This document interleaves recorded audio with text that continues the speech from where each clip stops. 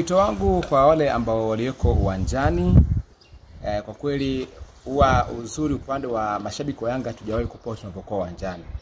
Ni vile tu kwa sababu, lakini walioko uwanjani hakikisheni mnajitoa kwa vyote vile. Wachezaji wanahitaji nguvu yenu. Wachezaji wanahitaji vibe unapokuwa uwanjani. Hutakiwi kukalia kile kiti. Yaani kile kiti kikalia pale umeshajihakikishia ushindi, lakini hapo unatakiwa muda wote uwe na vibe. Shangilia, toa support anaposhambulia mshambuliaji wetu. Vibe, ongeza vibe anapofanya na wenzetu wakikosea zomea. Yaani ndo raha ya mchezo unapokuwa uwanjani. Yaani hawa wakifanya mistake unazomea. Wakishika mpira sio shangia, unazomea.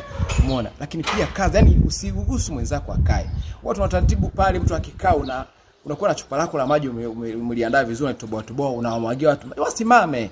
Umeona? Goli likipatikana shangilia muda wote, vibe, weka vibe mwanzo mwisho. Ndo yani sio kwamba tunakwenda uwanjani kukaa. Yani unapokuwa uwanjani utakiwa kukaa.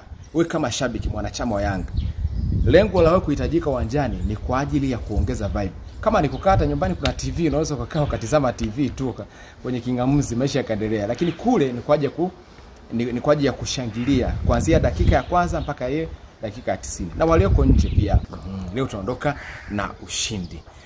Daima mbele, nyuma mwiko.